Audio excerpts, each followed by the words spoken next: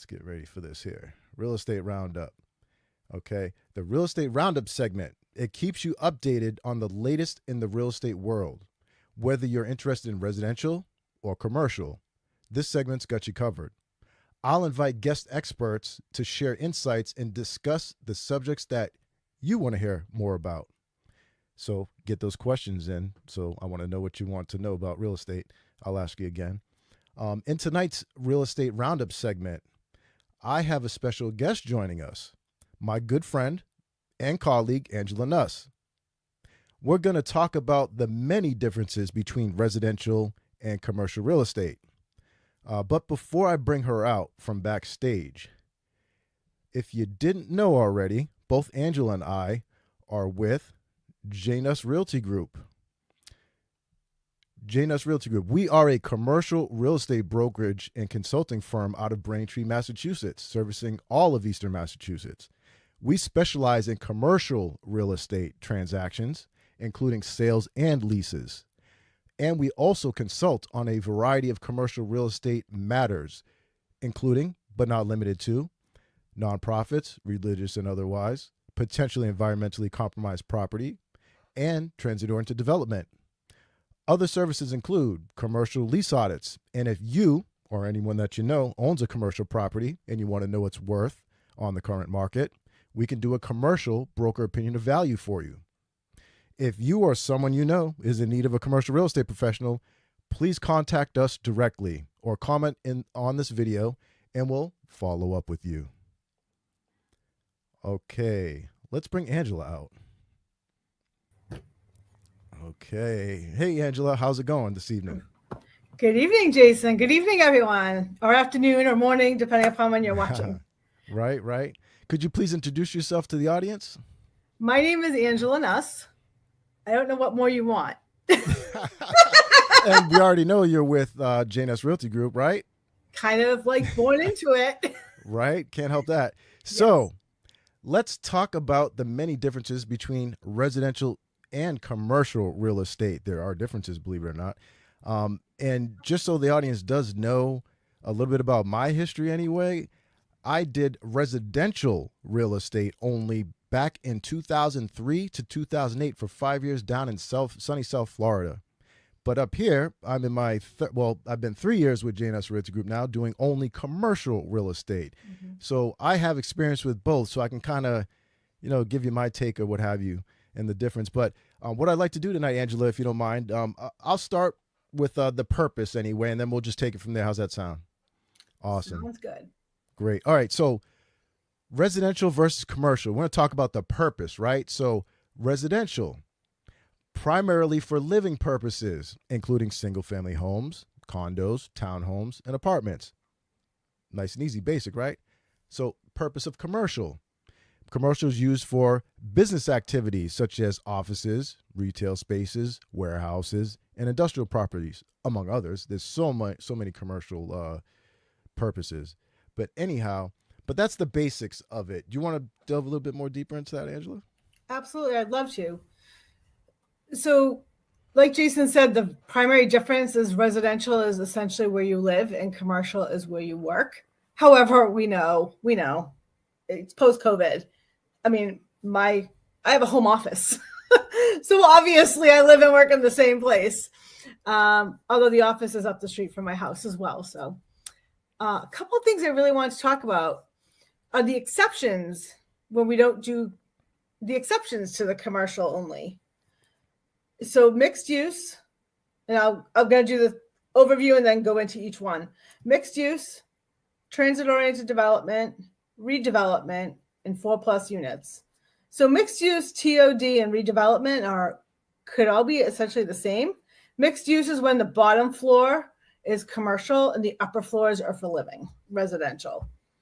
Transit-oriented development, that's within a half mile to a mile of a major transportation hub, such as here in Braintree. I live next to the commuter rail and Braintree T Station, which has the commuter rail and the subway. So a subway, a bus stop that has a lot of buses coming by, and right near the highway as well. That's another transfer into development. And then there's redevelopment, which is when you change what the property currently is into something new. And then there's the 4+ units. So I'm going to use me as an example. I live in a condo complex. It's 4 buildings, 12 units each. So technically, if pretend this was apartments, we could sell that for you, or we can help you purchase it. Yeah, we're talking about the whole building here. Yeah, let me give you a perfect example of a sale we just did this fall. 37 apartments spread out over 9 buildings in Quincy. So we sold the real estate, which is the property, the land, the buildings. What we would do is we would bring in a residential referral partner to handle the leasing or renting of the apartments. So if it was condos, we would refer that to a residential real estate agent. Yeah, we're talking about the single units here. Yes. So if I was going to sell my condo, take aside the fact that I'm actually licensed, I can do it myself, I would call in the expert, the residential real estate agent, not myself, commercial. I could sell it myself, but I'd probably do better having a residential agent sell it for me. Disclaimer, I have no intentions of moving for at least 5 or 10 years. So don't try and ask me if I want to sell. For all those residential referral partners and residential agents listening here, yeah. Don't be hitting Angela up now. She ain't moving. So, Angela, the whole building, commercial, 12 units. Actually, it could be 4 units or more, technically, 4 units or more. So the 3-family homes, not so much commercial. I'm sorry, not commercial, residential. We would refer that out. Single family homes, single condos, referring them out. Yes. But the neat thing is we do work with residential agents, and we'll probably get into that a little bit. But like you said, as far as selling the condo, and then you would bring in a residential agent to, sell the individual units, or manage it and whatnot, or lease them out, if you will. Mm-hmm. All right. And this kind of goes with the next thing I was going to say. Kind of goes with what we were talking about. We were talking about the use, really, right? So this might be a refresher, real quick. But for residential, the uses are different, right? So residential, the focus is often on personal preferences like aesthetics, neighborhood, or amenities you're looking at as an individual for residential. But in commercial, you're going to look at stuff through a different lens. The decisions revolve around ROI, which is return on investment. Or foot traffic, perhaps, for your business, right? Or zoning regulations, too. Can the business that you're trying to do go in that property, in fact? That you have to look for these different things. So for the use, those are the most common things that are looked for, or what have you. What else you got, Angela? Or do you want to add to that? So definitely the return on investment. Also, if it's an owner-occupant. So if the owner wants to occupy the space, for instance, 575 Washington Street here in Braintree. Dr. Strozzario built the practice. He's in 3/4 of the building. He leases out the other quarter of the building. He has since sold the practice and is still there quite part-time, enjoying semi-retirement. But the practice is still in the building. He owns the building still. So he went from an owner-occupant to an owner. So that's something that can happen too for your transition plan. Awesome. That's right. There's all sorts of strategies to employ when it comes to commercial versus residential. And that's why it's good to come to an expert like Nuss Realty Group for something like that. You don't want to mess around with that sort of thing and use a residential agent that says they do commercial too, Well, that's how my dad started, actually. Well, my dad started, his very first deal was a commercial deal, but then he just did primarily residential with some commercial along the way. And then he really enjoyed the commercial a lot. So he phased out the residential, and he's been doing commercial for 30+ years full time. Awesome. We're talking about Nuss, by the way, of Nuss Realty Group, for those of you that don't Thank you. Well, that's all. Hey, we got it covered. We got it covered. It's all good. The man. He's not the man, the myth, the legend. He's not a myth. He's a man. He's a legend. He's not a myth. Well, hey, listen, talk about a mentor in commercial real estate. Oh, my God. I call him the Yoda of commercial real estate. I don't know if he knows I call him that, but. Yoda of commercial real estate. I love it. The knowledge that he drops is just, it's unbelievable. But anyhow, Another thing I wanted to bring up too is financing options as far as the differences between residential and commercial. Sure. Um, I can talk to that. residential, right? So typically that involves traditional mortgages with fixed or adjustable interest rates, right? So commercial, the financing requires larger down payments, usually think like 20 or 30%. And it often involves complex loan structures. It doesn't have to, but it can. And the rates are different than residential. It's a different animal. It's a different True. animal. And if before I kick it back off to you real quick, just wanted to mention, we were talking about like 4 units or more, and we talked about the 3 family. If you go to get a loan for a 3 family, it's not a commercial loan. It's not the same thing. If it's 4 units or more, then it is a commercial loan. However, there are a few banks out there that have programs that would lend a commercial type of loan to a 3-unit building, if you will. But that's something special. Anyhow, what do you have? Do you have anything to add to that, Angela? Yes. So the 3 or 4 units, because sometimes they will do it on the 4. So I want to talk about the fact that one of the questions we frequently are asked is, how do the rates affect us? They don't affect us as much as you think. You're not taking out a loan to lease property, generally speaking. About half the buyers, or if not 2/3, they've already got everything figured out. Either they have their own money, they have an investor lined up, they're doing a 1031 exchange, or they're going to go the SBA route. That's true. I was going to The say, or a SBA reverse route 1031. Yeah, so 1031 exchange is when you sell your property and buy a property of like kind and quality using that money. So you essentially take the money and you reinvest it into another property. But there is a timeline. The timeline, I think you have 45 days, I believe, to identify the property. And then you have, I think, 180 days from the sale of your 1031 property to close on it. So a lot of people go out and identify 3 to 6 properties with the hopes of closing on one. Or the intent to close on one, they get one and then they have a backup. And then you were mentioning the SBA, Small Business Administration loan. Yes. I'd love to talk about that if you'll allow me to. Yeah, go, moment. Please. Sure. So you could get an SBA loan if you're owner occupant of the property of at least 51%. So it has to be just over half. And it's a 50-40-10 split, which works. I don't want to butcher this. I'm not a commercial lender. When the lender's on, they can explain it. So 10% down payment. I believe it's 40 from the bank and 50 from SBA. And SBA is a 25-year fixed loan. 25-year fixed. That's not normal in commercial loans. Commercial loans are usually about 10. Right. So you can get between a 5 and a 10-year fixed with the commercial loans. And I'm sure Jason will have one of our referral partners on who actually is a commercial lender who specializes in SBA. And they can talk a lot more about the SBA loans. But if you are intending to occupy at least 51% of the building, SBA could be the route to go. That's what I have for you on that. I think Jason froze. So this is going to be interesting. So I'm in Toastmasters with Jason. That's how we met. I'm just going to fill the airtime until Jason comes back. This could be a very short show. So Kelly asked a question. I hope Jason comes back soon because now it's just me. Kelly asked the question earlier, I believe, about how to engage the audience.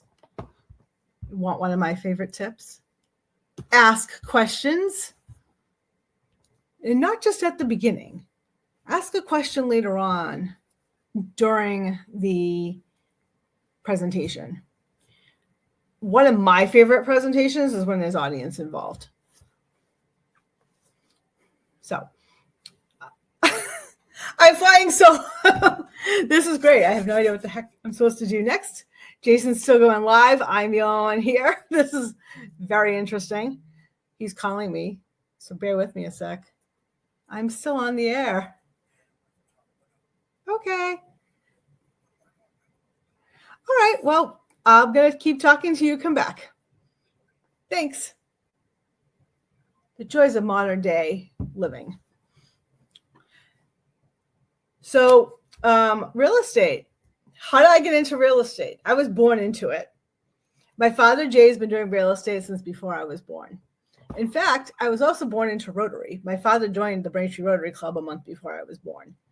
So when people ask, Angela, how long have you been doing real estate? My response, officially or unofficially? Usually the response is both. So I was born into it, and I officially got my license in August of 2018. Joined my father shortly thereafter, went full-time in January of 2019, tried it out for a year. The rest is history. Got my broker's license in September of 2022. Forgot what month. Then I think I decided I was staying with it, especially since I went through all that torture. Studying for the real estate broker's license exam, no joke. I have passed my property and casualty insurance. And of course, that's two parts, one part property, one part casualty. I passed the real estate salesperson, which is two parts, state, national. And then the broker, the hardest test of my life. So I took 6 tests and I passed them all in the first attempt, which is rare. Most people pass, it's about a 40% pass on the first attempt. A lot of people pass one part, but not the other on the first attempt. And then that makes it easy for restudying. How did I decide I wanted to stay in commercial real estate? It would be around, 2020. 2020 was quite a pivotal year for me. And my brother moved out of the country. Everything went virtual. My life changed, my health improved. So one of the things that came out of 2020 and COVID for me was virtual one-on-ones, stacking them, and the fact that I love the flexibility and freedom. And I could still do my insurance, help my family, friends, and neighbors. So that's why I decided to, one of the main reasons I decided to stick with it. Plus, I'm a legacy. My dad has been doing it. Yes, it's the Angela show now. Casey Cole, you're learning so much right now. No, I appreciate it. Keep going. I need to, my power went out. I apologize, everybody. Power went out. It happens, okay. I guess. But no, continue. I getting everything set up from that we need to do. Well, I'll finish what I was talking about a little bit. And I decided I wanted to carry on my dad's legacy and keep going with all the knowledge, everything I've learned, and become what's a nice way of saying it? Okay, a woman-owned commercial real estate business brokerage, which is pretty rare. Women are pretty rare in commercial real estate. Most women I find are in residential, and most men I find are in commercial. And I am so used to being in the minority as a child-free, single, child-free, and pet-free woman. I am usually the minority. And when I'm in the majority, it's very interesting. Should I keep going? Actually, no, it's okay. I'll do stuff in between here. No, thank you, Angela. I appreciate it. You're awesome. You kept it going. While I was gone. That worked out really well. I had to run and go like flip a breaker and come back and bring up my computer. Oh my. Anyway, I don't think anybody wants to hear about that. So I'll just worked on the fly. I feel like my Toastmasters experience came in handy. Right. Not everybody knows that you're a Toastmasters, I believe. Oh, they do now. They do now. Yeah. I told them that's how we met. All right. So let's see here. So let's talk about, we were talking about loans. Commercial versus residential versus commercial. Let's continue on down the line. I have tenant dynamics, which is different. Tenant dynamics. Let's see. Angela's saying no. So let's not do tenant dynamics. How about investment considerations? No? Oh, all right. Market factors. I feel like it's a lot to try and dive into, and it just wouldn't be appropriate for me to do it. Yeah, no, I agree. So what else do you have left? Let's go ahead and talk about that. Because we can go on and on. We can go on and on. So you want a market update, folks. I'm going to give you what's hot and what's not, quote unquote. So what's hot is industrial and warehouse. It's been hot since before COVID, both in Massachusetts and nationwide. What's not, or what is cool, Office. the office space in the 1 to 10,000 square foot range. It's a tenant's market. So on the residential side, you hear it's a buyer's market or a seller's market. It's a tenant's market for 1 to 10,000 square feet. That doesn't necessarily mean you can walk into a place and get 30% off the market rate. You got to make sure your use fits the zoning. It's the right fit for you. Hence the motto, the space to fit your business needs. There's factors. Like I said, we can go down. I don't want to really get into that can of worms. I just had the Angela show for about 8 minutes there, or 6 minutes. No, and I appreciate that. That's okay, because there's plenty of Mondays left, right? Yes. There's plenty of Mondays left. There's plenty to talk about. And plus, Absolutely. we want you to let us know what you would like to hear about. So, we can answer your questions and whatnot. Absolutely. Let's make the show is about you, not about us. It's about you. Absolutely. And Jason, I hope you watch back so you can see and hear what I talked about for 6 Oh, I'm going to check it out. Hey, I break these down into segments, and they're going to be posted later on too. Break some shorts into them. So, I'll be checking it out. You're going to get some interesting shorts out of that. Can I just add one little thing, and then I can Absolutely. Put it out? I have a podcast. It's called Talking Toastmasters, and Jason's been on it at least once, and that's all I'll say. But it was born out of Toastmasters, and it was an actual Toastmasters project. So if you listen, I think the question was asked on about 6 or 8 episodes as to how I started the podcast. And I'd be happy to tell folks in person, because I really want them to listen to the podcast or to come up to me and ask the question. Well, you know what that means then. We're just going to have you back on in the public speaking segment, and, we'll talking Toastmasters. How's that sound? Sounds awesome to me. Real estate, Toastmasters. You can throw a few other topics out at me. Oh, we'll get into everything. It's all good. Right. All right. Awesome. Well, Angela, how can someone from the audience reach out to you? Best way to contact me is via email. Angela@jnussrealtygroup.com. JAY, N as in Nancy, U as in uncle, S as in Sam, S as in Sam. Realty Group. There's no I in realty. It's not a reality, it's realty. And I'm a commercial real estate broker. No one here at J Nuss Realty Group is a realtor. We do not belong to NAR, and that is quite all right. But hey, 3 out of the 6 of us are Rotarians, and 2 of 6 of us are in Toastmasters, although 1 person is in both. Hi.